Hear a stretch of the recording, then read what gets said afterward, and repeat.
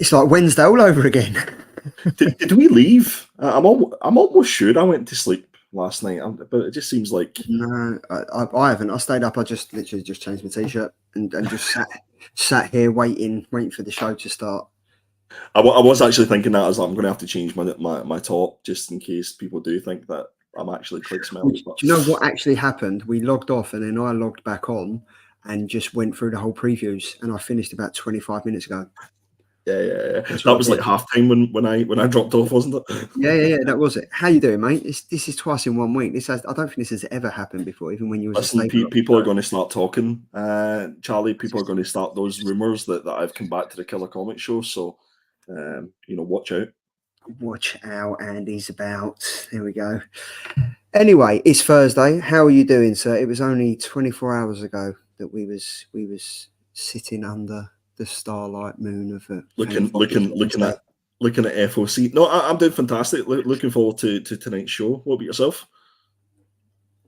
I'm doing well. I'm looking forward to it. I'm just laughing because Botswana Bill's just joined the chat. Wow. Love that. Talking about the chat. UK Demands Treats. Good evening. Thank you very much for joining as always. Batman Dixon, A-Up Killers. Look at that thumbnail. Look at that. That is awesome. A.O. Connie, welcome, darling. Thank you very much for joining. Man like Edvic is back in his jail cell again. Back again. Evening all. Botswana Bill, greetings, my friends from Botswana. I swear, if that's actually you, that is hilarious. And evening, James. Thank you very much for joining. So, Andy, you've been gone a while. How would you like to get the show started? Would you like to do your pickups? Would you like to get into the killer covers? Would you like to keep the chat waiting to do your pickups at the end? How would you like things to go this evening, sir? Well, I think it's normally referred to as the business end of the show. So it's been a while since I've been able to pick a cover. So I think we should get straight into it. Say no more.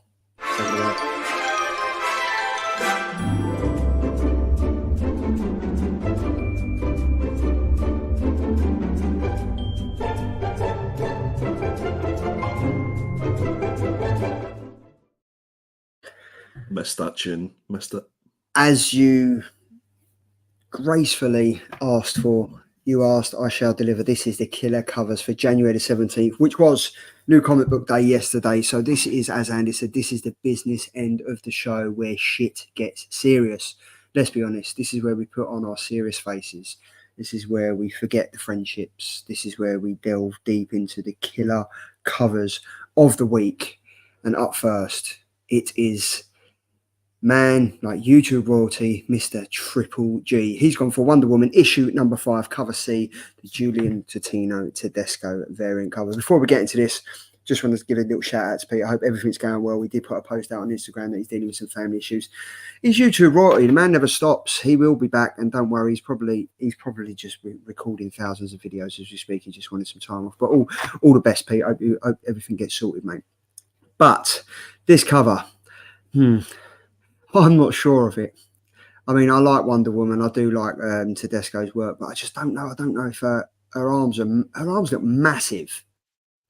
I'm intimidated. I'm not going to lie by looking at this cover. I saw this cover, and Tedesco is a fantastic artist. Definitely go check out his back catalogue of covers. But I feel as if it's like a deodorant advert cover. That's what I think it is. It's just like I want to go to Wonder Woman. But yeah, I like it. I think he's caught Wonder Woman, and the face looks fantastic. I think it's just that pose. I think I'm just intimidated, to be honest, Charlie. I was pretty surprised that Peter didn't go for the French variant cover of this, which is that's the cover that I thought Pete would have gone for. The French Julien Tedesco variant. I thought that. But boys and their paint apps. What can I say? It would have gone for that. Look at that. Look, that is amazing. Is that the Vava Voom variant? That is the Vava Voom variant. There we go. But I do like this cover. I like to see old Wonder Woman outfit and stuff like that. But her arms, for me, as you mentioned, she looks very, very intimidating. Like and the way that the hair's been done, it doesn't look like hair behind. It looks like a black cloud. Yeah, I can see that. Yeah, I think if you're a Wonder Woman collector, You'll pick it up. you're going to pick it up. It's just going to be another book that you're going to pick up. I think Yeah. Brian Boland done a Wonder Woman cover quite Mhm. recently, and it's very similar to this, but I don't think he captured the face just as quite as well as Julian did. So Peter, I'm gonna give you 5 out of 10 for this one, Peter. Good effort. Good effort. Dan just said, will Tom call Peter Andy at any point this evening? I don't know. Really? That confused you, didn't it? Well, I had to work that one out there. I had to slow everything down in my brain and go, what did he I just can't believe I said that without stalling on it. So, but yeah, this is the Julian Totino Tedesco variant cover for Wonder Woman issue number 5, picked by none other than Mr. Triple G. There we go, sir. Over to you. Oh, I love this woman. It's been a while, guys, since I've had the opportunity to pick a cover. Unfortunately, the cover that you'll see on my Instagram that I picked for cover of the week was how can I say it? Stolen by the captain of the ship, Charlie himself. So I went for Catwoman number 61. This is the 1 in 25 cover by Danny, the fantastic Danny, who we met at Thought Bubble. Yes, we did. I love Danny's work. I think this cover is particularly fantastic. It's very hard to do something different with a Catwoman cover. And I must admit, I love the way that she does the sort of black and white covers. It almost feels like sort of Catwoman noir to a certain extent. But I think she's actually, really hit the nail on the head with this one. And this will, if I can afford it when it's released and stuff like that, I might pick this one up myself. Yeah, she's awesome at what she does. Like, I think she did a Batman comic with, I think it was Casper Wingard she did it with. And it was having a whole comic book full of her artwork was quite daunting at times because her artwork is so amazing. Sometimes it was looking at it thinking, wow, this is it's quite detailed, and you're looking at it thinking, wow. But she's wicked. She's she's gorgeous. This feels like a bit of a negative space cover. I know Danny kind of does that sort of has that vibe in the covers that she does. But yeah, I just love the little touch of colour as well on the diamonds and stuff. Yeah, like that. Yeah. No, I think you picked a good one here, mate. Lovely, love that. Yeah, it's and for me that's the old Catwoman face as well, like the Michelle Pfeiffer kind of face. Yeah, it's got that look about it, hasn't it? Yeah, that's wicked. That's a 1. It's only a 1 in 25 as well. I thought that would have been higher. Yeah. Affordable, I think. There we go. Look, Botswana Bill, Andy, are you planning on doing a little cat burglary after the show? I can see what he done there, and the fact that I've got the hat on and stuff. He's become his cover. I'm the McMilk tray man, if you will. The McMilk tray man. Talking about McMilk, I don't know why. This is Dynamite. What? This is Dynamite's Army of Darkness Forever, issue number 4, and I've gone for cover H, the 1 in 20 Francesco Mattina Virgin variant. As soon as I see this, I was kind of, and to be fair, for the Army of Darkness Forever issue number 4, there's some good covers out this week for this. Yeah. But this for me was just awesome. Like the whole detailing of it. Like Martina's work is always like quite detailed and like very detailed, as it were. But this one, like with the chainsaw and everything in the eye, it was fantastic. And I kind of knew I was onto a good one when you picked it, and I was like, yes, I got there before. And it is absolutely stunning. It's superb. I'm surprised it's only a 1 in 20. I think if this was anything other than a Dynamite comic, this was DC. And that was Wonder Woman or something like that, then this would be a 100 at least. But even the trade cover with the logos and stuff is wicked. Yeah, I love the depth in this cover as well, because you start from the hair at the front and just go. There's different layers to it, and then you get obviously to the reflection, which is absolutely superb. I'd be interested. James is in the chat. I think. Was there any Army of Darkness Forever issue 4s actually ordered through the website? I don't know how many retailers would actually, have bought 20 to actually get this cover. Do you know this for me though? Like when I was picking it, I was like, I've seen this cover before, and I think it was Martina did one for Deceased, and it was a Harley Quinn one. It looks very similar like that, but obviously this is a close up of her eye. But the Martina one that he did for Deceased is Harley Quinn as a zombie, and she's all distorted and stuff like that. But it's very much like this. So I'm kind of like, has he kind of just zoomed in on her face, rehashed it, and done this bit? But it's sensational. He has, well, in fairness, it has been known, like there's been questions raised about, him using other, referencing other people's work. Yeah. But I think I'll give him the benefit of the doubt on this one. Yeah, it's awesome. Even when I'm looking at it, I'm looking at like the eyelashes and the Yeah, details yeah, within the yeah. eyelashes. It's just Yeah. unbelievable. It's a superb cover. Yes, it is. It is awesome. So that was my pick, the 1 in 20 Martina Virgin variant. And then we finish on Tom. So Tom is a lover of David Mack, and he's gone for this 1 in 250 David Mack variant for the Cobra Commander issue number 1. Am I right in thinking that you picked up a load of David Mack Something is Killing the Children Forbidden Planet exclusive? Yeah, so they re-released the issues for Something's Killing the Children, and one of the sets of 5 was David Mack covers, and they look stunning. My only issue before we go into this cover with David Mack is obviously you instantly know that it's a David Mack cover, but like if you've got a collection like two boxes worth of David Mack, dare I say, is it just a little bit samey? Yeah, yeah. He always seems to use the same color palette. Yeah, absolutely. I do love this cover. Cobra Commander, I've read it. It's fantastic. I would highly recommend it. But 1 in 250. Yeah, expensive. It is a nice cover and stuff, but is it the killer cover of the week?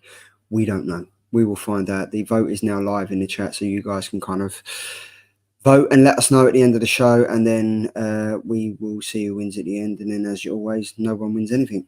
But that's just absolutely that's just the way the cookie crumbles. But there could be, for people in the chat, if you do want to vote, you can go for the French variant of the Tedesco Wonder Woman Armpits Galore variant cover, which is the 1 in 1 variant. That is the one. If you do want to vote for that particular cover, just hit the thumbs up, and that'll give us an idea against how many wants to. Yeah, vote. That is it. There we go. Right, so moving on. So this week, or last week, should I say, was a pretty decent week for comics, considering the week before it was X-Men, and my head was still all over the place with that. And then I thought, oh, okay, we'll go with another Marvel comic. We went with Moon Knight. My head was even more scrambled than it normally is. So this was an actual welcoming relief from the shit that we read a couple of weeks ago, unfortunately. But Transformers issue number 4 and Blood Commandment issue number 3 totally rectified everything, got us back on the straight and narrow, and this was what was released last week for issue number 4 for Transformers, number 3 for Blood Commandment, issue number 3 for Blood Commandment. So Blood Commandment issue number 3 is by Image Comics. It's written, and the art and the cover art and everything else is done by one man, and that is Szymon Kudranski. You've got the main cover, Szymon Kudranski, cover B, cover C, and then you've got the Blade Homage variant cover, as I mentioned, all done by one sensational artist, writer, everything else. Is there no wrong for this man to do, Andy? Seriously. Stunning. His artwork is absolutely stunning. His artwork's good enough for me to pick up a book just for the artwork alone. I think I mentioned it yesterday that he's one of very few artists who doesn't need to put any words on the page. His artwork and his ability to be able to think of a sequence and put it into panels, absolutely top notch. What is your favourite cover out of this? I would have to say it's cover B. I think, yeah, I'm actually probably leaning towards the main cover. But I would like to see it totally black and white, like proper, like just inks. And just a black and white cover for this. I think that would be fantastic. Obviously the homages are great, but everybody does a homage these days. But yeah, I'd probably go for the main cover. Like Dr. Von Hooter said, need to catch up on Blood Commandment. Issue number 1 was tremendous. Do you know why I think issue number 1 was amazing? Because I'm reading side by side with this, I'm reading something epic. So I'm kind of like, when I first picked up something epic, I was like, whoa, his artwork is overwhelming. I was like, it's so detailed. There's so much going on.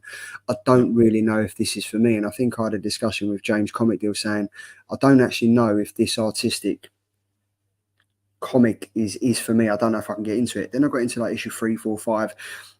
And you kind of forget about that, and then you sit back and you understand how talented this man is and how he draws you in with every single panel, every single speech bubble, and it was just awesome. But issue number 1 of this for me really told enough of the story without giving so much away.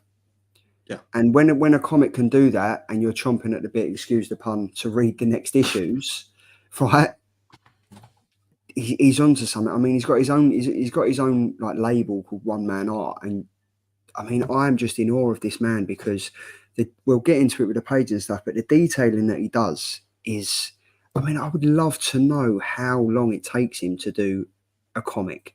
Yeah, I can't imagine how long it must take him. But it's interesting, DVH saying that he's only read issue 1. I hadn't read any of the issues until yesterday, and I read all 3 issues at once.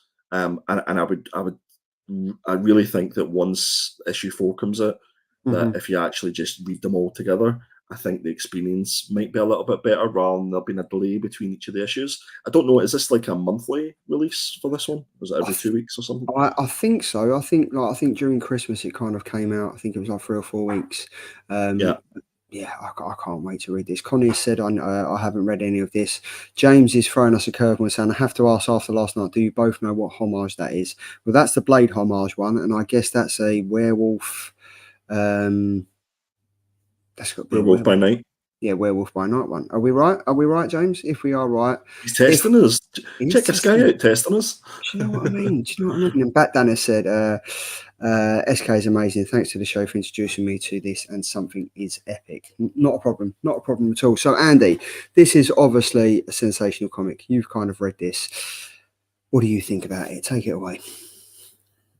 It's phenomenal. It's almost, the artwork is almost perfect. There's no flaws in any of the issues that I read. I know we're obviously concentrating on issue number 3, but having consumed the 3 issues in one, I can't wait for issue number 4. And I don't know why I didn't actually read this earlier. I think that's one of the beauties of being involved in Killer Comics, is that it forces you to download or to go and buy the comics and actually sit down and read them. Otherwise, I just don't bother. I don't get the time. But this was an absolute joy from start to finish. I think this particular issue kind of ramped it up quite significantly to the point where you're wondering how they're going to be able to finish this off in just one more issue.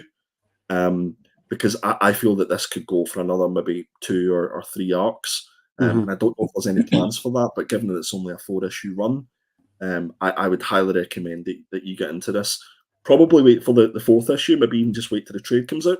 Because as I said, I think my experience of reading it from start to finish all in one made it a lot better for me. We were talking earlier on before we went live about, you know, your guy in the right hand side, Vlad.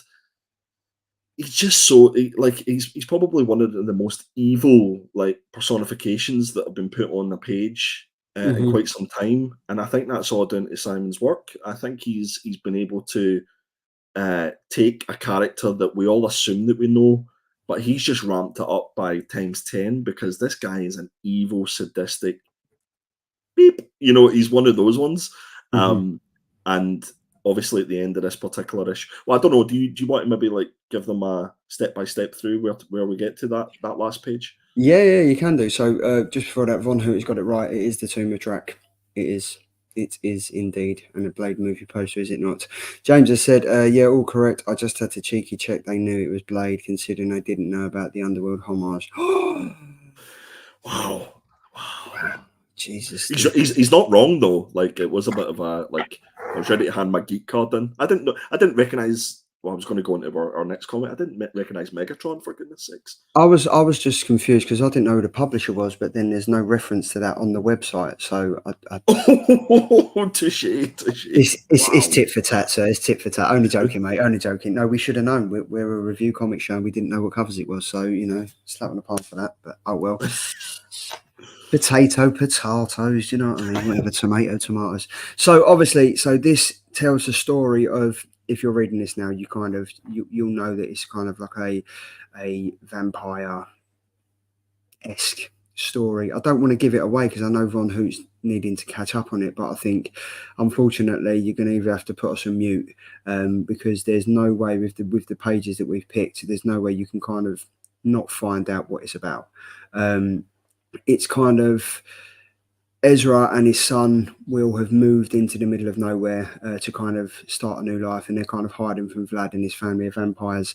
And it's kind of, they're living on the edge, as it were, aren't they? They're constantly always looking over their shoulders. They live 100 miles away from any other shop or society or civilization and stuff like that. And it's down to this one thing, when his wife died, that Vlad has been able to find him, because he was at his wife's grave. And it's that kind of leads on to where we are now in issue number 3, with like the whole story unfolding and Will understanding and finding out that his dad's like a vampire and he's been hiding his secret life forever, trying to keep him safe and stuff. And it's just, it really seriously reminded me of 30 Days of Night.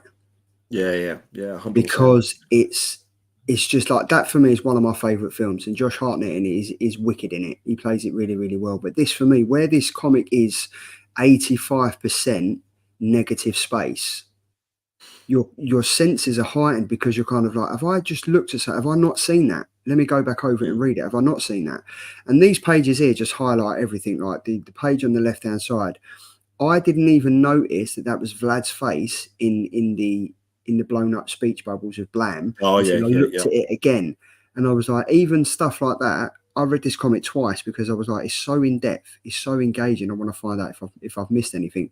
And even like the flickers of like the redness and the blood on Vlad's fingers, it's just so subtly done, and it's so nerving to think that, fucking hell, you've actually gone to the detail of like how much detail is in that. Do you know what I mean? I think the use of shadows and a lots of the panels is absolutely fantastic, because it not only gives that sort of atmosphere, but it sort of it accentuates some of the details on the face and stuff. His ability to be able to draw faces as well is absolutely sublime. The one thing that I got from reading all the issues, I think it was issue 2, that he discovered that his wife passed away from cancer, I believe, and he didn't want to obviously give the blood to become a vampire, because she would just go into oblivion and she wouldn't turn into a vampire. But because the son is directly related to him, that obviously we find out at the end that he's got a decision to make. Does he either save him, or does he give him his blood? And then this is where we're getting into issue 4, where I'm assuming, I don't know if you maybe thought ahead, Charlie, I'm sort of thinking they'll maybe team up together against Vlad. Vlad will maybe kill the dad, and then it'll be the son that's left, and that leads us into Arc 2. Maybe, I don't know. But I mean, the middle panel here that I picked this because obviously, I guess through various parts in the story, Will's felt like he's alone, because his dad goes out in the middle of the night, goes hunting, and then wakes up in the morning, his dad's cooking like this massive breakfast and stuff. But I really basically felt, feed. He's going to feed. Yeah. And I really felt for him, because he kind of goes upstairs, and you kind of, the way that these panels are done, I felt myself walking up the stairs with him and kind of going through this phase with him, because I was like, this poor kid is downstairs, and I think secretly he knows what's happening, he knows what's going on, but he always alludes to the fact that he doesn't. And then I think when he pulls the gun on Vlad, you kind of think, your time's now. He knows he's fucked up, basically, and he's going up there and he's kind of praying, and you think, yeah, this is the end. And then the tone and the speed of the comic totally changed, because you see Vlad walking up there going, Will, and the next thing you see is him standing over the dead body on the panel that you picked. Yeah, I mean, that was horrific. I wasn't expecting that at all. I was expecting either to see it, there'd be like a scuffle between Ezra and Vlad, and Will gets caught up and he gets killed and stuff amongst that, but not the fact that Vlad just literally walks up. And I think it's even more scary that he killed him off page and you didn't see it. Yeah, so your imagination is a lot worse than reality. Yeah. That's what I loved about this book as well, is the fact that you didn't know what to expect in the next page. You were eager to move to that next one. I mean, we've read some comics where it's an absolute slog to get through, but this one felt like when it ended, it was just like, right, I want more. When's the next issue coming out? Absolutely fantastic. But I mean, obviously there was these 3 pages, but I just couldn't not pick just them 3 pages. Like we picked them pages. This, for me, the panel on the left hand side was so heartfelt, because this kind of leads up to the fact is, what is he going to do? Is he going to kind of and even Vlad says it, you've got a choice to make. It was quite comedic. He went, I'll see you down at the pub because I need to go and eat, and I'll save you some food. And it's just so telling because Ezra's in that torment stage again of what does he kill his son to make him live forever, or does he let him bleed out because he doesn't want him to turn? And it was that to and fro of what he does. It was just, it was so heartfelt. And then this one here, the middle panel, just a close up of Vlad. I mean, like that's sensational. That's waiting to become a front cover for the second print. I think if this is to sell it, but just the detail and the ferocity of some of the pages and some of the panels was great, and I think you chose I was kind of blown away by that third page as well because of the way that he was able to capture the motion of Vlad as he's obviously jumping through the trees and stuff like that. I just thought it was sublime. I mean, that's why I kind of picked it because obviously we've picked these 6 pages, but if you look at every single page, it's totally different. Like the one on the end where he's jumping through the trees and stuff, it's like a photograph. It really is. Yep. And how he's able to like do different art styles within one comic book, but then also the ability to do that himself. Like, how do you even capture that stop motion imagery, like drawing, artistic talent of what he's done there? Like, it's just amazing. Yeah. A sign of a good artist is one that you go away and you go, well, how did he manage to do that? Yeah. And I think this is definitely one. I would say can we just revoke Ed Vic's membership to the Killer Comics? I think we need to. I mean, can we put him back in his cell? Is his visiting hours over? Has he come back? For anyone new to the chat, Ed Vic isn't really a criminal. He come on the show a few times and he was in a dungeon. But that's all it is. But no, did you know what's interesting? Like Ed's obviously read or seen the first issue and it wasn't for him. But it's amazing how different art pieces and artwork and styles can some people can enjoy it, some people can hate it. What I would say is that whenever the 4th issue comes out, I think it's maybe on FOC this week. I would say that February 14th it comes out. February 14th. If it's as good as the first 3 issues have been, then I'd say that this book is probably up in maybe my top 3 already this year. It's that good. Yeah. And as you mentioned, if there's a comic book that you can read, if this comic was done with no words, I would still pick it up. Absolutely. I said that to you, I think yesterday in off air, that you don't like his artwork is that good that you could just have a book with no words at all, and he would probably be able to tell the story just as well as any of the top writers without any words. Yeah. And you mentioned a good point because obviously he's got his own like publication, like one-man studio and stuff. And I think you mentioned before the show that he's probably now at a part when he first started, because what was the comic that he first started? It was Tales of Terror Town, I think. Was it Town of Terror? Town of Terror, yeah. Town of Terror. That was when I kind of first noticed him, and then I think it was when Pete said to me, like, pick up something epic, and I started reading that. He was kind of, as we mentioned, he was probably approaching like Image Comics and stuff like that, saying that this is what I've got. Do you want to go with it? Whereas now, with the stronghold he's got behind him, people are probably coming to him saying, do you want to do this? Do you want to do that? I mean, he must be non-stop. Yeah, absolutely. I think certainly his own work, it makes sense because he has the skills and the talent to do the writing, to do the artwork, to do it all himself. And I'm sure in the past he's probably went out to different publishers. But just check League of Comic Geeks and put in his name and see the work that he's done before. Like he isn't new. It's not new. It's just that he's been recognised a little bit more with some of the stuff that's come out recently. Yeah, and I would love to see him do an art book. Oh yeah, that'd be cool. I reckon that'd be amazing. Fuzz has just said he did a great 4-issue mini-series, Penguin Pain and Prejudice. Good fun. Nice one. I'll have to look into that. But I think overall, this comic for me, it speaks volumes. Like the art, the writing, the narrative, the character development, every single thing of this just kept me engaged. Even more so that I read it twice. And if there's a comic that can do that in this day and age when Marvel are absolutely killing and flooding the market with everything that they're doing, I think that's a credit to one, Image Comics, and two, the artist and writer. Because if you can if you can entice a reader to pick up like a 4-issue run again and again and do all the covers and get them engaged and want people to spend money on your comic, I think it's great. And this for me is, as you mentioned, it's one of the standouts for the last 12 months. The thing that I was thinking about after reading issue number 3 was what book would I have liked to see Kudranski do the artwork for? And the one that came into my head was Department of Truth. I know that Simon's done the artwork for that, and it maybe put a lot of people off. He's got a certain style and taste. But I would say if you put Kudranski with the likes of Tinian or the likes of Snyder or something like that, I think they will blow it out of the park. Well, the chat's like Von Hoot said, I'd love to see him tackle some Black Label stuff for DC on his own. I just don't think they'd let him do it. I don't think they'd let him do it. I think there seems to be like the reins don't seem to be as tight round you with like Image and stuff like that. With DC Black Label, hopefully they can kind of touch on some subjects and let the artist free flow, as it were. But at the end of the day, if it's I can't see Szymon Kudranski doing Batman or anything like that. Well, I was going to say, I'd love to see him doing Batman. I don't even know. He could have already done some artwork for Batman as far as I have no idea. But you can just see him doing like a really dark, gritty Batman in Gotham. And imagine like him drawing Gotham. Yeah, well, that's what Fuzzy said, something akin to Gargoyle of Gotham. I'd be all over it. Yeah. 100%. I mean, could you imagine that middle page being a Gotham Gargoyle? That'd be awesome.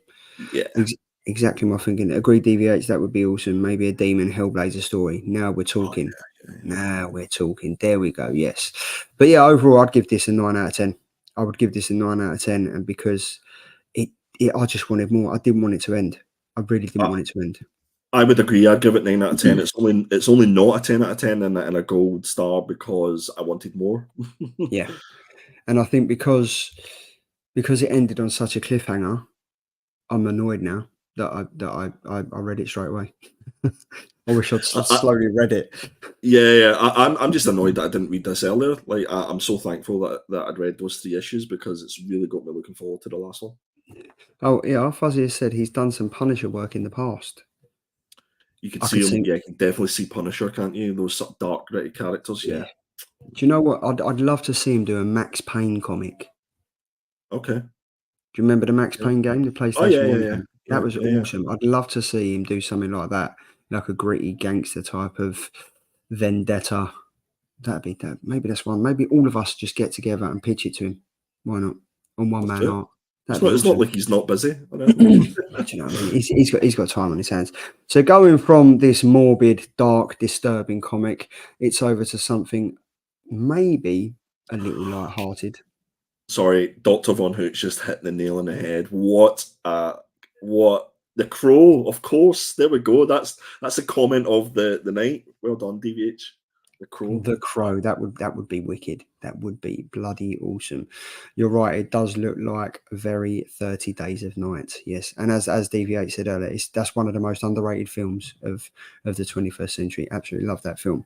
So moving on from that, we're back over to Skybound now, and we've got Transformers 4 written, and the art is by Daniel Warren Johnson, as it always is for these 6 issues anyway. So the main cover is by Daniel Warren Johnson. Cover B is fantastic John Boy Maz wraparound variant, which Tom won a few weeks ago on Cover of the Week. We've got cover C, which is a 1 in 10 Orlando Aracea variant, and then we have cover D, which is the 1 in 25 Sanford Green, which we kind of mentioned over the FOC / Crusaders show yesterday. Andy, I'm absolutely loving Transformers, and I think I've said it time and time again. The fact is that I can relive my childhood through my 3 boys, but also with the fact that the publishers are now putting out Transformers, G.I. Joe, Cobra Commander, you've got Thundercats on its way. I am loving life as a comic book reader and a geek at this moment in time. Nostalgia sells. I've said it lots of times in this show. If you tickle that nostalgia spot, as it were, you will get everybody, throwing their money at multiple covers for Transformers. I've read issue number 1 and 2 before yesterday, and then I done 3 and 4 together. To get me caught up and to understand what's been happening. So I've tried to stay away from spoilers and things like that, because I know a lot of the guys and a lot of people that watches and other shows are really into this book. And I'm glad I caught up. I thought this was a solid issue, and I don't know a lot about Transformers, guys. So please don't shoot me for that one. But I thought this was a solid issue. DVH, I missed the John Boy variant. I feel shamefaced. You should do. Tut, tut, tut. Best issue for me so far. I thought it was pretty solid. And Dr. Von Hoot has also said Transformers 4 was the best yet. I literally shouted out loud a bit. So I second you that as well, sir, because I did as well. I think issue number 1 started fantastically. Like, it was great. It was like, they're back, blah, blah, blah. And we'd obviously seen them in Void Rivals. And we was kind of like, oh, okay, well, we know what's coming. Then issue number 2, I think a lot of us in the chat, we was kind of like, there wasn't enough words in that issue. I think for about 5 or 6 pages, there wasn't enough words in it. It was images and stuff. And as much as I love Daniel Warren Johnson's art, I kind of wanted to learn more about the narrative. I wanted to learn more about the story. Then issue 3 picked up, and then issue 4 for me was just hella fun. I absolutely loved it. I honestly loved it. I can't wait for issue number 5 and 6 to come out, and then number 7. I think the new arc starts in April. But we'll kind of get onto that. But I mean, this has been awesome. I mean, like these 3 panels here, it just. I mean, this is where they're kind of touching on it, because here you've got like the Decepticons, and they're not even afraid of turning on one another. I mean, literally, look at it. Like, they've got Starscream, he's there, he's literally wounded and stuff like that. And then the next thing you know, they've ripped him in half. I think for me, the thing that Darren Warren Johnson does really, really well is conveying in his artwork like absolute ferocity and power. But then in the different page, he shows complete emotion, and he's able to articulate that through his drawing, and and through an a robot, you can feel the emotion. I think there was one particular. I don't know if we picked it. I don't think we picked the panels, but I don't even know if this was issue 3 or 4. To be honest, it kind of always just one big book for me now. But it was the part where the kid got hurt and got taken to hospital, but you can see him like thinking back to the deer that he stood on. And it was like 2 panels side by side. So you've got the boy and then you've got the deer. And at that, I was like, oh my goodness, this is quite an emotional moment. And it's a Transformers comic that I'm reading here. What is going on? But also the part where, and this might have been issue 3 or 4, I don't know, but where he took off his arm and started smacking the robot. And at that point, I actually let out a yes, come on, let's go. This is fantastic. And I don't think many comics do that for me, but this has certainly been one where it's just been an absolute nostalgia train ride, and I'm all for it. I think it's fantastic. My only concern is, as we mentioned it yesterday in the FOC show, is that when it comes off the artwork, is that going to make a huge impact because I've been so used to it for the first 6 issues? I don't know. Well, so I've always loved Transformers. I'm not as big a fan as some of the people in the chat or Peter and Tom, but I've always loved Transformers. Like, I kind of grew up watching Transformers, having the toys and everything. And I was going through a comics a few days ago, and I've got a run of the IDW comic publishings, and I've got some really good like variants of John Gallagher and stuff like that. And I didn't realize how much I actually loved Transformers. Like, it's such a great comic. It's such a great storytelling. Yeah, the movies haven't been great, and Michael Bay hasn't done a great job and stuff like that, but they're still enjoyable. And this has just reignited my love for Transformers again, because it's just, even though they're robots and stuff, this comic, you really feel how they lost out on their planet and how they've come to Earth, and they're kind of, especially Optimus Prime, he's very much like, we brought this shit to their door, we need to sort this. And there was a bit in this comic where his son's dead and he's laying on an operating table, and they're like, we physically, I don't think we're going to be able to save him because there's no power, the whole power's gone out. And without a second thought, Optimus Prime just literally rips his chest open and just starts powering like the whole world again. And I think that's when Spike's dad kind of like looks up and thinks, you're on our side. Like, you're not here to kill anyone. You're here to help us. And I think that before the page before you pick this panel, a little boy comes out of the hospital and goes, you can change into a car. You can change into a truck. Can you do it? And I was half expecting Optimus Prime to go, oh, go away, fair child. Like, do you know what I mean? Don't bother me at this time. But he just did it. He was like, yeah, of course I can. And the kid was just like, oh, And that is genuine shock, because if I was just that's how I would react. I'd be like, oh my God, like Optimus Prime has literally just turned into a truck. And then on the flip side of that, like his dad comes out and kind of talks to him like man to man, as it were. Like, can you please save my son? And it's, you kind of don't understand the size difference until you get down to the last panel in that page that you've picked, where it's literally like man versus God. And he's kind of looking down at him and he's like, yes, I will. It's sensational. And Daniel Warren Johnson, through Do a Power Bomb and all the others that he's written, there's so much emotion goes into every single page and every single drawing that he does and every single word that he writes. You can't help but feel engaged. Like myself, I can't help but feel, I need more. I want more. I'm invested. No, I think what he's done really well is he's got the whole nostalgia for Transformers, but he's also got this underlying narrative in the book, which is of, as far as I'm concerned, it's about how fragile Earth is and how much as humans we exploit it. And it's obviously there's the Transformers and they're coming over and they're trying to exploit it as well, so that they can get enough energy to obviously to leave and do what they need to do. So I think there's that narrative there. But I think what this does differently from what the movies do is that the movies focus very much on the human relationships, whereas Dan Warren Johnson's been able to do both. You know, you still feel for the humans, but you also are you're kind of a rooting for the good guy, as it were. Yeah. And then obviously that last panel, sorry for anyone that hasn't read this, but this was a panel that we could not share. This is Megatron. He's back. As I said yesterday in the FOC show, I didn't know that was Megatron. I'm sorry, guys. I apologize.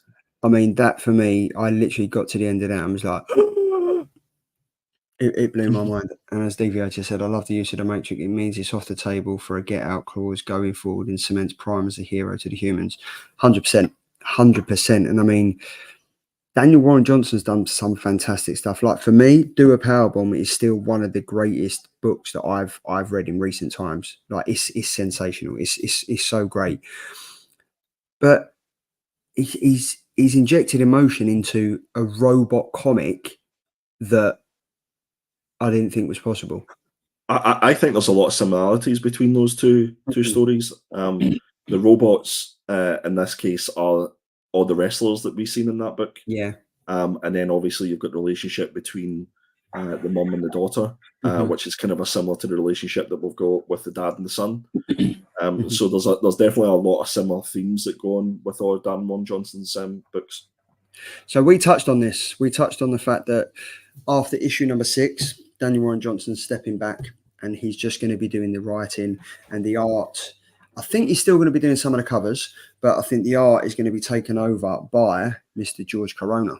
So obviously this is the issue number 7 cover. This is the cover B by George Corona. Cover B will be done by Daniel Warren Johnson. But I've pulled these 2 panels here. One was for a Batman comic and one was for Middle West.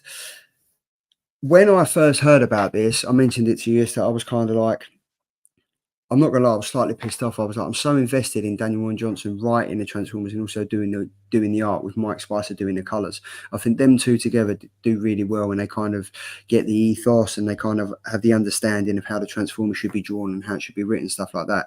So when I kind of heard that he was kind of stepping back to focus on other projects, he'll still be writing it but not doing the art, it did leave a bitter taste in my mouth. I was kind of like, you've got us on this journey and now you're kind of jumping off the train and letting someone else take over. I still don't know how I feel. Like I've spent like today looking over George Corona's work and his stuff's phenomenal. Like no discredit to him whatsoever. Like he's an accomplished artist in his own right. I just don't know whether switching over from Daniel Warren Johnson to George Corona before the run's finished, in my mind, is a good thing to do. I don't know if it's going to separate and lose some of the like the readers and stuff, or it's going to pick up a new kind of follower. I think I'm definitely into this. So I think we'll be okay. I think it'll be fine because I think it's the writing that carries this book as opposed to the artwork. Because I found in some of the panels and some of the issues that I couldn't really work out what was going on. I wasn't too sure which part of which robot was hitting who at some points. So I think it might be a little bit of a welcome change, to be honest, that we get new artwork on this, because as long as the writing is still by Daniel, then Mhm. I think that's what carries this book rather than the artwork. I mean, I was reading an article today, and the way that George Corona was talking in this interview, it sounded like Daniel Warren Johnson had handpicked him and said, "I'd like you to do the art," and that kind. I guess that kind of just goes to how much power Daniel Warren Johnson actually has Mm. within the Energon universe and Transformers as a whole and stuff like that, where he's kind of able to go to Skybound and Image and say, if I'm stepping away from it, I want that artist and Yeah, only that that's the artist to be able to do it. So I mean, massive kudos for him to be able to do that. And I think like George Corona, as I mentioned, he's good at what he does. I just have they worked together before in any books? Is that the I'm not reason why? I'm not sure. I don't know. I haven't like looked into it, but I mean, there must be something there. They must know each other's work for him Yeah, to be able to think, okay, these they're not boots that I'm going to be able to feel, but I'm going to do a good job. because it's almost like a Todd McFarlane Capullo thing and a Jock and Hmm. Snyder thing. It's like Yeah. you would assume that the two of them will work together or Mhm. know each other, so he'll be able to Yeah. convey his writing the way that he wants to. But DWH has said, well, I'll definitely be more concerned when DWJ stops writing it, but I will miss his art for sure. Yeah, Yeah, I think he's done good for 6 issues. Issue number 7 comes out on, let me have a look. I think it comes out on April the 10th. April the 10th, and then issue number 5 is out on February the 14th. So we ain't got long to wait for that. But yeah, Transformers 7 over for me is amazing. And the question is, where is Megatron's head? Where is it? There's no head there. There's no good head there. question. It is interesting. And if I'm not sure, I don't know if this is, and you might not know this, but DVH, you might. Does this panel here, the last page on the right hand side, does that tie into any previous stories of Transformers? Because in the ones that I've been reading from IDW, I can't seem to find anything that kind of transcends into Megatron being frozen, or where he's been frozen and stuff like that. So it'd be good to find out if you know anything about that, because I'd be interested to know how that's come about and stuff. Do you know, Andy? I didn't know what his name was. Never mind if it ties into any of them. No, I've absolutely no clue. I think for this issue, I would give this issue a solid 8 out of 10. I thought it was really, really good. Sort of. It's actually there we go. Sort of. It's actually more in line with the Bay movies. Okay, so that's just piqued my interest. I'm going to have to watch all of them again. Thank you very much, mate. Thank you very much. Perfect. Yeah, I'm going to give this. I'd give this an 8.5 out of 10. I think, because I think there's some parts in it that I'm just kind of, I get a little confused about, and I'm kind of like, oh, what Transformer was that talking? What Decepticon was that talking? Oh, hold on a minute. I know I do get that, but then my mind kind of settles in. I recheck it and I'm like, of course that was, and that and that and that. But it's yeah, it's definitely one for the ages. I'm glad, and I'm trying to get my kids into understanding what Transformers is and watching Thundercats and stuff. I still need to build my Lego Optimus Prime, so that's a job I need to do. Yeah, you should. Peter did that. Peter did his one. He didn't He like it. hated it. He hated it. The poor man hated it. Yeah, there we go. And then, having said that, you should read the Energon books ASAP. I will get round to that. Send me the link of where I can buy them, and I'll sort it out. But yeah, so that is the 2 comics that we've done this week, and I thoroughly enjoyed that. Because you haven't really been reading any comics as of late, Andy, did the 2 comics that we kind of had to review this week, did they kind of get you energized to read more comics? 100%, 100%. I think since sort of stepping away from the show, I sort of had a point where I read no books, Hmm. and the first book that I actually read that got me back in was Transformers One, which I loved because I was intrigued because everybody kept talking about it and saying how good it was, and I sort of went into it thinking, you know, it can't be that good, but I was pleasantly surprised. So yeah, I've been loving Transformers, love Blood Commandment. And it's actually got me to the point, because I'm doing a lot of stuff on IG about my Hmm. top picks for previews and indie picks, that I'm actually getting ready and I'm going back to download all the books and start to read them again just to get that feel back. So I think I'm starting to get the love back again. Slow but sure. Did you read Void Rivals? I'd read some of it. I didn't read it all. I didn't finish it. Yeah, I think I read 1 or 2 issues, and kind of, for me, I was just like, oh, this seems to be like it's been done before, like the Strange Adventures by DC. It kind of seemed to have that, but I think with this coming out and Cobra Commander, I'm gonna go back to it so I can kind of get an overarching understanding of everything that kind of ties into it. Because I think it's all going to come to a head. Like all these characters, there's going to be like an amalgamation of all of these that's going to come into it. And I want to kind of have the fully understanding of when and why that's going to happen. Comic has one issue. That's it. I do one issue, and if it hasn't sold me, if it hasn't intrigued me, if it doesn't want me to go and download issue number 2, then it's done for me. So that's where Transformers and Blood Commandment done really well. It wasn't just because I was forced to read it; it's because I really wanted to. So yeah, no, I definitely think I'm looking forward to reading this. But yeah, if I want to pick up the John Boy Myers variant cover, because that's a wraparound. I think Tom mentioned last week that this wraparound cover he's done quite a few of them.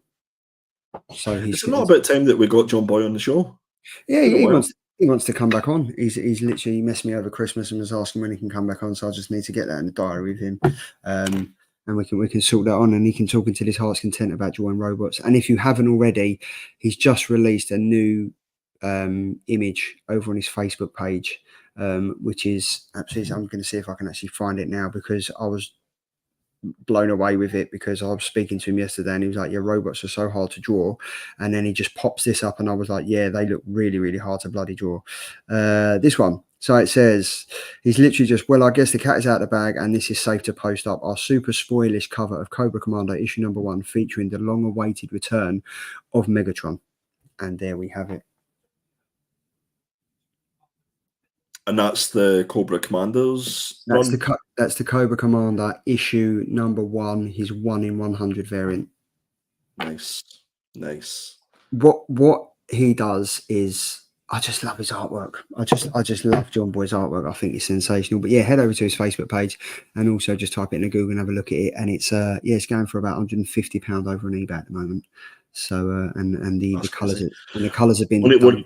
We need to talk nice to him, see if he's got any comps that he can send us. Indeed. So moving swiftly on, we are now moving on to the killer indie picks. This is for January 24th. Seeing as these, you kind of started this, you can kind of take it away, Andy. So up first is your.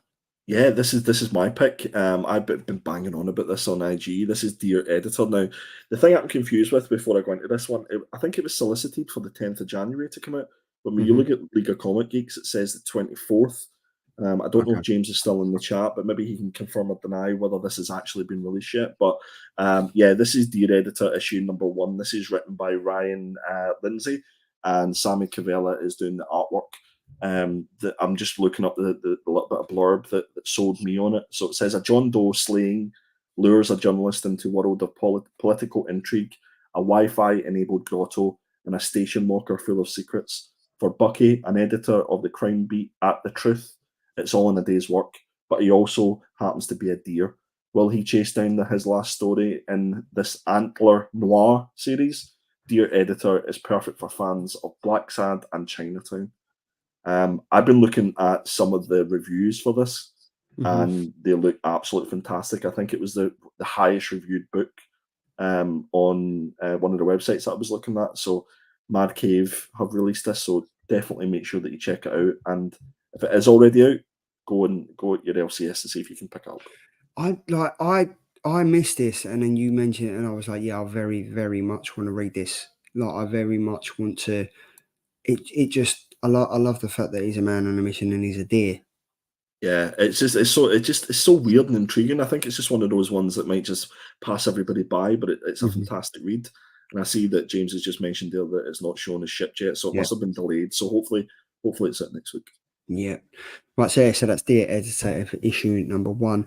Then we've got Peter's pick, which was Project Cryptid. Do you know anything at all about this? Where is he finding these books? Are you sure that he's looking at previews, or I don't know where. I don't. This comes out on January the 24th, so I assume he's looking at either League of Comic Book Geeks or previews. But this is issue number 5. Now, I have no idea what this is about, but Peter seems to think that this is great. And it says, in this cryptid packed issue, we give you not 1, not 2, but 3 thrilling stories. Melissa F. Olson and Lane Lloyd take us on the wilds of Wisconsin, where we meet the fearsome Hoggard, newcomer and rising star Hannah Bairdry teams with Lloyd to give us a glimpse into a secretive cryptid anonymous meeting. And finally, Xandar Cannon and superstar artist Jean Ha bring us a tale of interterrestrial, intergalactical love. Intergalactical love. Wow, that's Not just intergalactical love, intergalactical and interterrestrial. oh, Wow. ahoy There we there, go. ahoy comics.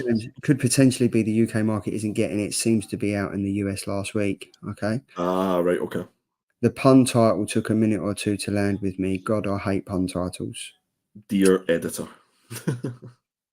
There we go. So yeah, this one is Project Cryptid issue number 5. If you do want to find out more, you can tune into Peter's show on Saturday, where I've just set him up to talk about it. So crack on with that one, Peter. There we go. So up next, again, this was Tom's pick. This is Ghost Machine issue number 1.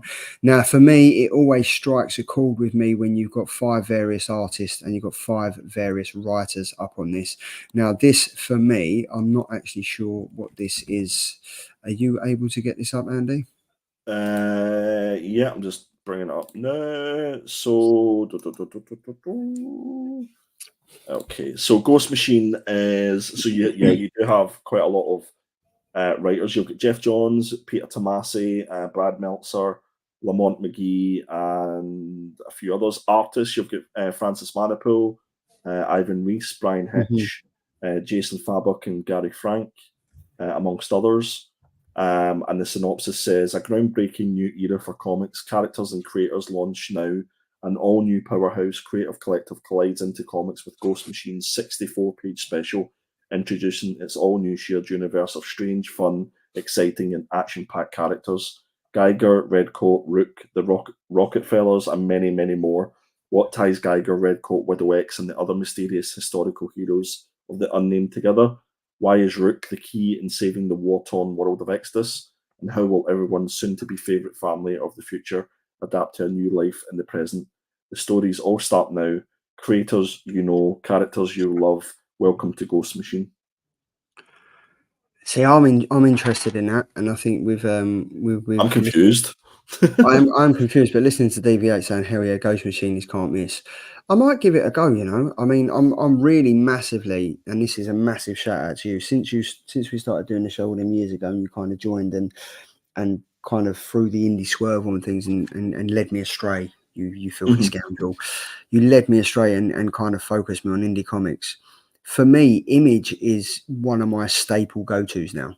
Like, I don't think I can go a week without reading an Image comic. Yeah, no, I'm exactly the same. It's interesting when you go to the previews website because I think they use a different distributor now. So rather than having their own section on the previews website, they're actually in amongst all the other indies, as it were. And for me, it's quite hard to think of Image as an indie creator, but Yeah, I guess they are based on their ethos of it being all creator-owned work that they do. I've never heard of Ghost Machine. I'm sorry, DVH, if that makes me a bad comic reader, but I'll give this one issue and see if it's any good. Yeah, perfect. So that was Tom's pick. Then this one. Now I picked this because I know you kind of picked this a few. Like you read the first issue, did you not? Yeah, first issue, we picked this as our indie picks, but it seems to how long ago was that we picked issue 1? Yeah, That was months and months and months ago. yeah. Is it? I'm not sure. I guess this is. I guess it's following on from the same premise. It's No, murder it's, in the it's the mail. same. It's the same arc. It's the same comic. It's the same arc. That's what I'm saying. It's the same arc. This is just issue number 3 of that comic that we spoke about months and months and months ago. Oh my god! What was the premise of that? Can you remember? Because it was so long ago. So long ago, I can't even. I think it was one of those ones as well as it was delayed and delayed and delayed for weeks and weeks and weeks, and then they just gave up. Yeah, I love Geiger. If the rest is as good as then, Ghost Machine will be. Yeah, Geiger was a good Geiger. Geiger had some fantastic covers as well. Had some awesome covers. But yeah, this is Murder by Mail. I assume it's murder by letters. So why are you not writing synopsises for comics, Charlie? Because I'm not. I can't do everything. I'm one man. I'm a one man. What you're basically saying is you picked this book and you know nothing about it. I didn't pick this. Who picked it? I think it was either Tom or Peter. See, they're to blame then.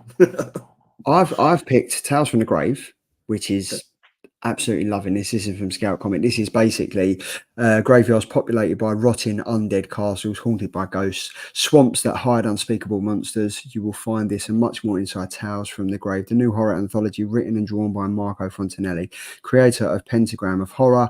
TFTG is inundated in classic EC comics and movies such as Creepshow and Body Bags. That for me just sold it. I absolutely love Creepshow. Body Bags was awesome. It was always on Bravo on a Friday night at 10 o'clock. And then it says the 13 stories in this book that make up this miniseries are wordless and embodied with a rather dark sense of humour that is sure to bring a smile to your face. But be careful, please. Horror can hide among even the most innocent things, waiting for its chance to grab you and plunge you into darkness. 13 stories of absolute horror and terror. This is Tom's absolute nightmare. It is, Absolute nightmare. and it's Peter's absolute dream. On the flip Yes. side of it, he loves his horror. So No, and Scout Comics for me are a true indie publisher. Like they do stuff like them, Mad K Comics, Blood Moon Comics, all of them. They stick to their roots. They know they're not going to be able to get up there with the big players, but they do stuff that brings the new readers in, like myself, and potentially keeps me there. I mean, there's 13 stories in this for like $5. What's that? £4.50. yeah, Like that's wicked. The only thing is with that is that not a lot of publishers are going to be picking this up. not a Stores. lot. Not a lot of stuff. Yeah, exactly. I mean, if you don't see this and you don't ask your LCS to order it, pre-order it, I can't imagine that they'll have it on the shelf. And that's the thing. And then last but not least, we've got Zawa and the Belly of the Beast. You picked this yesterday. I've kind of picked it this. It's written and the art is by Panel and a Half Pint's best friend. It's Michael Dilianis. There is a story in that if people in the chat want to find out about it, just drop Sean a message and I'm sure he'll tell you. It's one of the funniest stories that I ever experienced at Thought Bubble in 2021 or 2022 it was. It seems a lifetime ago. But it was awesome, and it was awesome as well as this comic is awesome because this for me it's all about pollution. She lives in like a mountain, she's hiding away and stuff like that. But issue number 3 tells the story of Zara is healing, being around such kindness and playing a personal part in regrowth to Bandit's joy. But the roar of the mountain and the wild voice of the mayor may have the final say. I think have you read this, Andy? Have you read any of the issues? I've only been buying it for cover buys whenever Okay. I think Scott Young's done a few covers. And I Yeah, picked them yeah. up. This for me kind of reminded me of the Grinch, like Okay. living on this mountain, living on their own, and then there's always that thing of she wants to approach the city and stuff like that, but she kind of doesn't want to do it. It's a fun comic, and obviously Boom Studios have got their like little sub brand of Boombox, which is like the more youth driven comics, So yeah, I'd it's say. sort of kid youths. Yeah. But it's great. It's a really enjoyable comic, and I mean it's fun. The artwork's fun. There's some fantastic covers out there, as we mentioned yesterday on the FOC show. Yeah, it's just this for me would be a pure cover buy if the story wasn't great. So I this just is issue 3 that's out next week, and then the one that was on FOC is issue 4. Yeah. yes. There we go. So that's all the covers. That's all the reviews. That's all the indie picks done. We're now at that part of the show where we just do the homekeeping and stuff like that, where we just push our channels on Instagram and YouTube and stuff like that. It's the same every week. You can read it, you can do what you like, really. We're kind of active over on socials, Instagram, YouTube, Twitter, X, whatever you want to call it, TikTok, FlickFlock, whatever it is. Bang a grand. Bang a grand. I mean, Whoa, wait, what? Oh, that's definitely getting clipped. There's that a one. shot ready to happen. That's the one for all you elderly viewers out there. We can go on to www.bangergrand.com. Don't know where that came from. It's meant to say Instagram, but it wasn't. So anyway, moving swiftly on. Where are we at? We are at. So let's just end the vote now. So in last place, Tom's not going to like this. He's got 0%. In joint second place is Peter and Andy with 20%. And running away with the vote is myself with 60% of the vote. I think I pulled a good one out of the bag there. I think I did. And I can't complain on this one because I think your cover was far superior to the other one. So congratulations. And you know what? I nearly didn't pick it. there was another cover that I nearly picked, and I was like, do you know what? I'm going to go out of my comfort zone. I'm going to pick something that I think will win. And it did, and that served me right. So yeah, massive kudos to myself. Well done. Pat yourself in the back. Take a little clap there. But yeah, so that's the Killer Cover scoreboard. That's it. Tom's 2-1 up at the moment. But it's my favourite part of the show. It's the Killer Comic Show sneak peek for next week. So these are the 4 comics that we will pick, and they will go live on the community tab at 10:30 tonight. The Deviant issue number 3. Have you been reading this, Andy? I haven't. That's on my list. Mate, please pick this up and read it because it is awesome. It's honestly, it's wicked. It's by James Tynion. He's absolutely killing it. It is wicked. Really, really enjoying it. Then we've got the Colonized Zombies vs. Aliens issue number 1, which Peter picked. We've got Kill Your Darlings issue number 5, which for me can do no wrong. As we mentioned yesterday on Frank Frock's Wednesday, issue number 6. And then we've got Cobra Commander issue number 1, which I've read. I think Andy's read as well. And I think, yeah, I really loved it. Again, it's just nostalgia. Nostalgia can do no wrong, to be fair. So the Deviant, Kill Your Darlings, I need to start. I need to get those downloaded and have a look. Cobra Commander, I've got downloaded. I need to read that as well. So I'll be interested to see how the vote goes for this. I'll be happy to read any of these ones. Yeah, and there we go. The chat is going where. There we go. Slug Crusaders. James is laughing because I said grab a grand. Ed Vic, easy winner today. Back in the game. Back in the game. There we go. Has to be Deviant. Deviant is awesome. Botswana Bill. That's like 33% of all the votes your covers got last year, isn't it, Charlie? Anyway, what was that you were saying? Sorry. Where's the That's right. I literally think I only had 3 covers last year. Do Deviant and Cobra Commander next week. They are all fire. There we go. Well, if you want to see them 2 comics done, maybe we do 3 comics next week. Maybe we do Kill Your Darlings. Maybe we do 4. There's no rules to this show. It's your show. You let us know what you want to do. We'll just literally go with it. And then what else have we got? I've lost the chat. There we go. Edvic, don't bother with Kill Your Darlings. It's only half the book. The other half is preview of another Image comic. Really? Oh, that's interesting. What's the other comic? As a matter of interest. That's interesting. Yeah. But next week, there we go. Monday, 22nd, I'm back in the game with the top 15 comic releases. So myself, Tom, and Pete pick 5 comics each, and then I literally go through the tumultuous task of putting them all onto a tumultuous. Tumultuous, there we go. I'm throwing out the big boy words. Bish, bash, bosh. I go through the tumultuous task of putting them all into an easy to watch 5 or 6 minute video for you to just watch. Pick up the comics that you want on your Monday lunch break, so you can head to your LCS or over to Slug Crusaders and pick up the comics that you want. That's for week number 4, which is New Comic Book Day on Wednesday. And then we've got the standard Thankful It's Wednesday, which will be on Wednesday the 24th. But in between that, you have Peter's Monday show, which is at 8 o'clock on a Monday. And then you'll have his Saturday show as well. So we're coming at you from all angles. We've got you covered on a Monday, Wednesday, Thursday, Saturday, whatever it is. You've got your comic, whatever the word is. You've got your comic needs coming either side of every channel. You're a fulfiller. That's what you are, Charlie. You're fulfilling those needs. There we go. Look, Charlie's word of the day. Big role finally pays off. It does. And with that tumultuous task of trying to get the words off the tip of my tongue. No, we're not doing that. That's an old slide. That's it. The show's ended. But we're going to end on a high note because, Andy, unfortunately, I don't have any pickups. But I'm going to sit back now and wait for you because I'm hoping you have. I don't have many, believe it or not, Shot Caller. That's fine. I've been doing mostly selling of comic books and you flipper.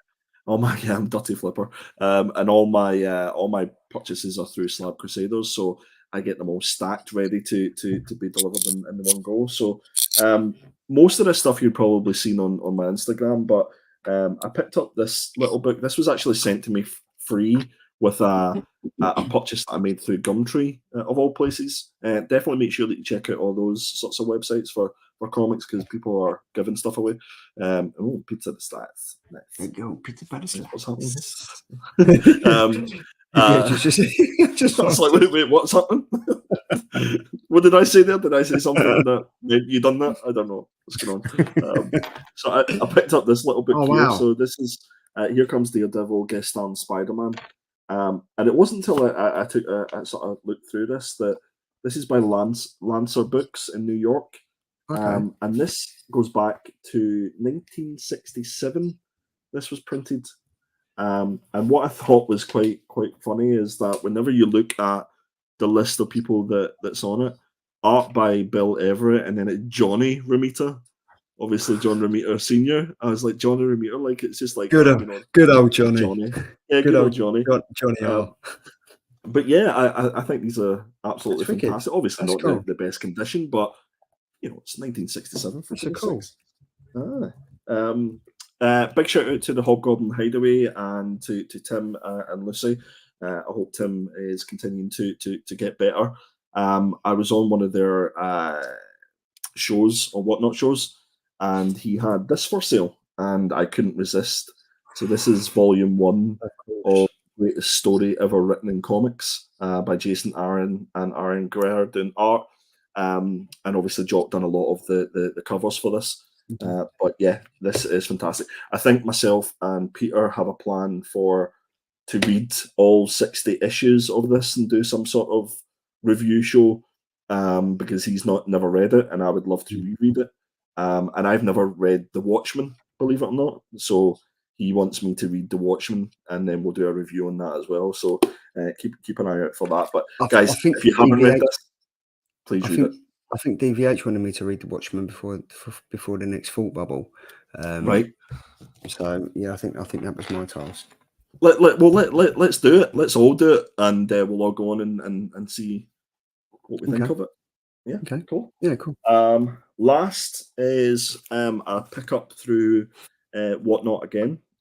This is through Elson Comics, and I picked up Captain Planet issue number 8. Oh, nice. Issue number 9. Nice. Issue number 10. You can see the theme here. Issue number 11. Now these did have price stickers on the comic, but I'll be able to get those removed easily enough. And then last but not least, issue number 12. Oh, that's an iconic cover, that one. So I believe 10, 11, and 12 were really low print counts, so they're quite sought after these. So I was happy to pick those up for a really decent price. So shout out to Ilson's Comics. And that is all my pickups, guys. That is it. That's it. Wow, you've done well there, mate. You've kept it in under 6 minutes. That was great. I know, like I'm not the only one that's surprised. See, if I was more prepared, I would have just dug out everything. But there's always next week. I'm sure if I'm invited next week, I'll find some more. Door's always open for you, mate. I've told you that. But just slap me in the arse on the way out. Yeah, exactly. There we go. But yeah, thank you to every single one in the chat. Thank you for joining, Andy, and not leaving me to my own devices. It's quick to be on my own and just absolute ramble on with the big words. But it's fantastic. Enjoy doing the show, and we will see you the same time next week, 9 o'clock, same place, same time. Andy's now going to go and rob a bank and something else. I am going to rob a bank, but just to say, can everybody just make sure that they do a little thumbs up for the show, leave a little comment as well, and big love to I like that. Big love to Peter and his fam, and hope everything goes the way they want it to. If everybody can just say a prayer to whoever's God they pray to, that everything will be okay. So big love to Peter. Yeah, send in the love. Send in the love. I'm just playing around with. Can I do that as well, or is it just you? You can do that as well if you want. That doesn't work. We can have a little party. There we go. Or we could have like a trance type of thing. This is just me going into kid mode, and then I'm getting really upset. Oh, sad Charlie. But it's fine. There it is. Game over. Look, I'm being a kid. Thanks for joining, Andy. Thanks everyone in the chat that you join us every single week. Much appreciated. Dr. Von Hoot, I hope you received your giveaway from last week. I hope everything's okay. Let me know if anything was wrong with that, and I look forward to seeing you all next week. Have a good weekend. Enjoy what you're reading. Enjoy what you're doing. Stay safe. Stay That's it. I knew I've messed that word up. There we go. Messed it up. Anyway, that's good night, it. everybody. I'm rambling. Good night. Bye.